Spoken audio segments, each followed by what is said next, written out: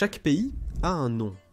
Généralement, il est nommé d'après la région dans laquelle il est situé, ou les personnes qui y vivent ou y ont vécu au moins une fois. Mais les langues changent, et les gens se déplacent, et à cause de cela, les noms des pays ou des régions changent aussi. Il y a des centaines sinon des milliers d'exemples de cela à travers le monde, mais dans cette vidéo, je veux me concentrer sur l'Europe, et examiner 6 ou 7 régions, pays qui étaient autrefois connus, sous des noms différents de ceux que nous leur connaissons aujourd'hui, et comprendre pourquoi cela a changé.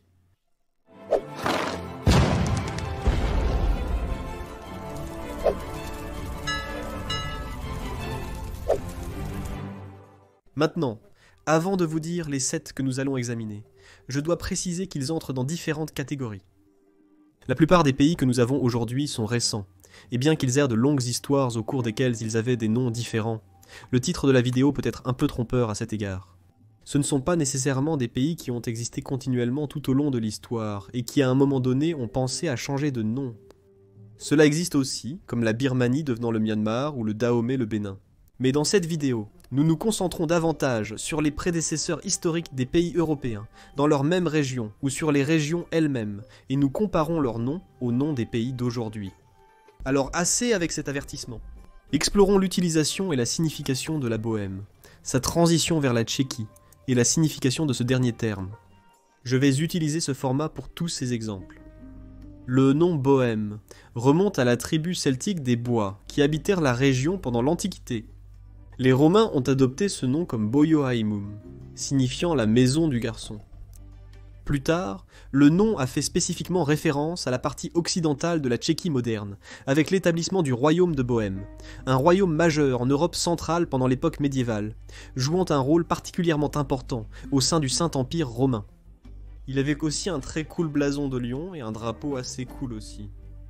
Au fil des siècles, la Bohème, malgré sa référence à la région et à ses habitants garçons d'origine, est devenue associée à la population slave parlant tchèque, malgré l'influence de la culture allemande également pendant cette période médiévale.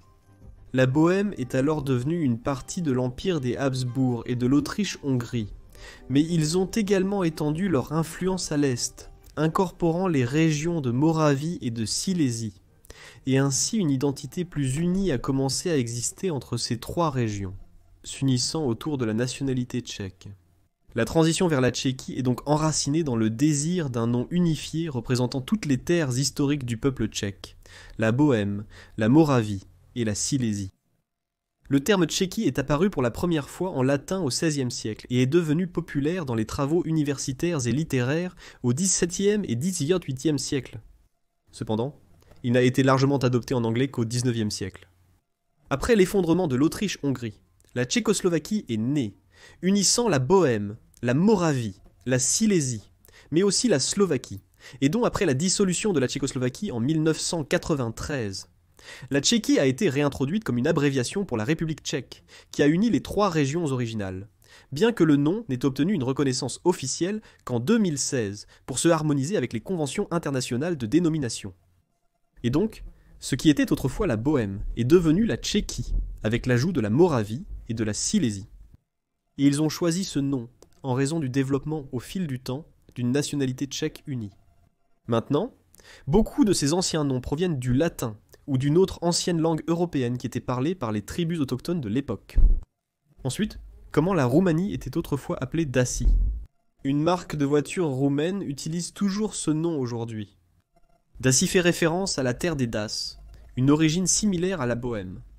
Ils étaient une tribu thrace dans l'actuelle Roumanie et Moldavie, mentionnée par Hérodote et d'autres historiens anciens. Thracia ou Thrace est en fait un nom de lieu plus ancien. Cette région appartient désormais à la Turquie, la Bulgarie et la Grèce. Elle porte aussi le nom d'une tribu thrace. Hérodote est cité comme ayant écrit « Les Daces sont les plus respectueux des lois et les plus braves des Thraces. Ils croient qu'ils sont immortels, vivant éternellement dans le sens suivant. Ils pensent qu'ils ne meurent pas, et que celui qui meurt rejoint Zalmoxis, un être divin. Bien que les Daces aient pu croire en la vie éternelle, le nom de leur région n'a pas duré éternellement. Les Romains ont conquis la Dacie en l'an 106 sous l'empereur Trajan, l'incorporant dans l'Empire romain. Le latin a fortement influencé la culture et la langue de la région pendant cette période. C'est pourquoi la Roumanie porte le nom qu'elle a aujourd'hui, et pourquoi sa langue est essentiellement une langue romane et latine, différente des autres langues slaves des pays qui l'entourent. Le nom Roumanie a officiellement émergé au XIXe siècle comme symbole d'unité et de désir d'indépendance pendant le réveil national. Ils ont commencé à l'utiliser en référence à leurs ancêtres qui y avaient migré. On dit que les Romains ont massacré environ les 2/3 des Daces, et ont remplacé la population par leurs propres migrants venus d'Italie, remplaçant presque toute la population de la région, et justifiant ainsi également le futur changement de nom. Elle a été formalisée avec l'unification des principautés de Moldavie et de Valachie en 1859, et plus tard avec l'inclusion de la Transylvanie après la Première Guerre mondiale, puis le chemin de la Livonie vers la Lettonie et l'Estonie. Le nom Livonie, encore une fois, provient des Lives, une tribu finnoise qui vivait le long du golfe de Riga. Il semble vraiment être un élément commun dans l'origine de ces anciens noms de lieux, qu'ils ont été nommés d'après une tribu qui existait là-bas. Et puis, lorsque cette tribu s'est déplacée, ou lorsque la région est devenue contrôlée par d'autres entités qui n'étaient pas aussi liées à la tribu, un changement de nom est devenu justifié. Pendant la période médiévale, la Livonie désignait les territoires contrôlés par l'ordre livonien, une branche des chevaliers teutoniques, couvrant des parties de la Lettonie et de l'Estonie moderne, qui se consacraient à la christianisation et aux croisades qui ont eu lieu en Europe, tentant de conquérir des terres ou de convertir les peuples païens qui y vivaient.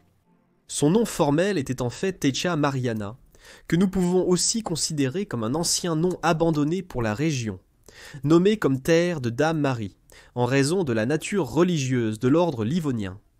La transition vers la Lettonie a commencé autour du XIXe siècle, également à une époque de réveil national, lorsque les habitants de ce qui est aujourd'hui la Lettonie voulaient redevenir indépendants. Ils dérivent d'une autre tribu, les Latgaliens. Ils font partie des 4 tribus baltes formant le peuple letton moderne, avec les Couroniens, les Saliens et les Semigaliens, choisis à la place de ces derniers, en raison de leur proéminence et de leur influence supérieure par rapport aux 3 autres. Après la Première Guerre mondiale, la République de Lettonie a été établie et s'est séparée de l'Empire russe, et donc ce nom a été adopté à la place de l'ancienne Livonie. La Calédonia est similaire pour l'Écosse, mais avec quelques différences clés. Calédonia était le nom romain pour la terre au nord de leur province, Britannia, correspondant à l'Écosse moderne. Le terme dérive probablement de la tribu Calédonian, et de la racine latine calédo signifiant dur ou rocheux, reflétant le terrain accidenté. Le passage à l'Écosse vient d'un autre terme latin, Scotia, qui, curieusement, a été initialement utilisé pour décrire les régions de l'Irlande où l'on parle le gaélique, et plus tard les Écossais qui ont migré vers la Calédonia.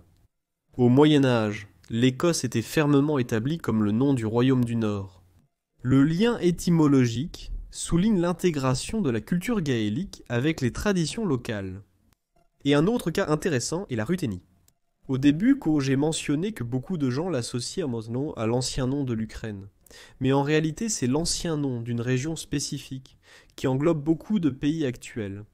Ruthénie dérive de Rus, le nom des États slaves orientaux médiévaux de la Rus de Kiev.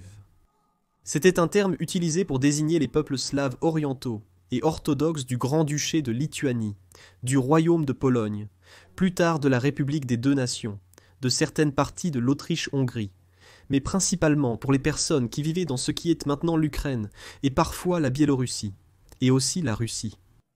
Historiquement, dans un sens plus large, le terme était utilisé pour désigner tous les territoires sous la domination de la Rus de Kiev. Et donc ici, l'argument entre un peu en jeu. Quel État est le successeur de la Rus de Kiev? Est-ce l'Ukraine? Est-ce la Biélorussie? Est-ce la Russie? Je pense que dire que c'est la Russie est raisonnablement faux. Bien sûr, ils ont un héritage commun. Mais la Rus de Kiev s'est désintégrée après l'invasion mongole, et c'est un fait historique que la Russie a évolué à partir de la principauté de Moscou plus au nord. Que l'Ukraine puisse ou non revendiquer un lien direct avec la Rus de Kiev est, je suppose, discutable, mais Kiev est aujourd'hui la capitale de l'Ukraine, donc de toute façon le nom de Ruthénie a été abandonné, et d'autres, comme la Biélorussie, la Russie et l'Ukraine, ont été introduits. Un autre cas intéressant est celui de la Castille, qui est ensuite devenue l'Espagne, et bien que cela puisse sembler une transition, comme celle que j'ai mentionnée au début, des Omis au Bénin, d'un pays qui existe continuellement, et qui à un moment donné change de nom, c'est un peu plus compliqué que ça.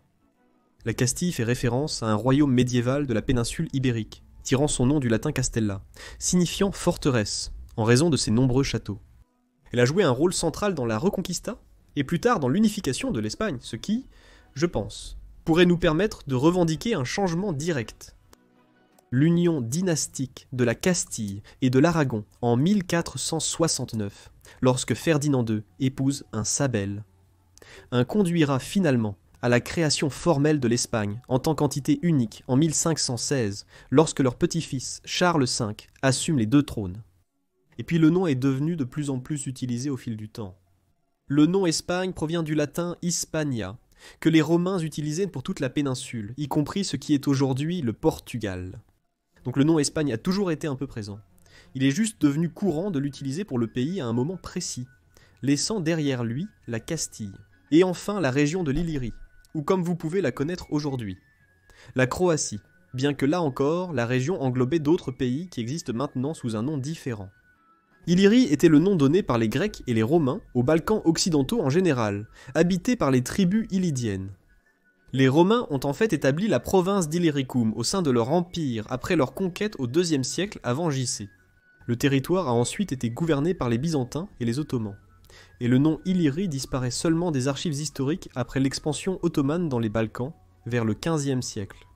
Le nom a en fait été ravivé par Napoléon pour les provinces illyriennes qui ont été incorporées à l'Empire français de 1809 à 1813 et le royaume d'Illyrie qui a existé de 1816 à 1849 faisait partie de l'Autriche jusqu'à cette année, après quoi il n'a pas été utilisé dans les territoires réorganisés de l'Empire austro-hongrois. La transition vers la Croatie deviendrait plus tard la Yougoslavie. Au IXe siècle, la région était déjà reconnue comme le duché de Croatie, et plus tard le royaume de Croatie, marquant son identité slave distincte. Et il est vrai que l'Illyrie occupait d'autres parties des Balkans occidentaux, à savoir des parties de la Bosnie-Herzégovine, même du Monténégro, des parties de l'Albanie ou du Kosovo. Nous avons peut-être ici une situation similaire à celle de la Ruthénie. Illyrie était le nom d'une région qui englobait un territoire qui appartient maintenant à plusieurs pays différents.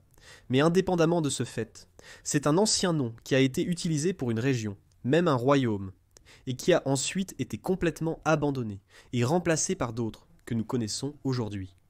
Voilà donc quelques-uns des anciens noms de pays ou de régions d'Europe et pourquoi ils ont changé.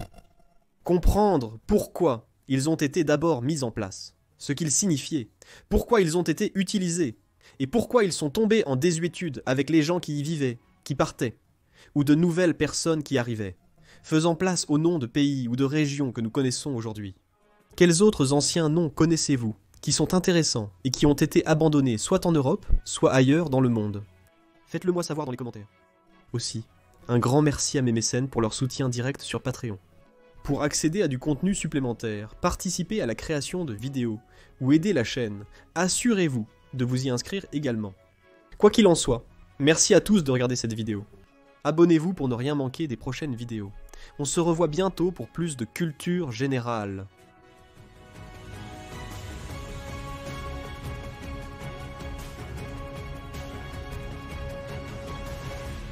J'ai réalisé en éditant cela que j'avais oublié d'inclure une fin de tasse Moumine pour la vidéo. Alors vous pouvez simplement regarder cette photo de Sox, notre chien, portant une tenue de Noël. Merci.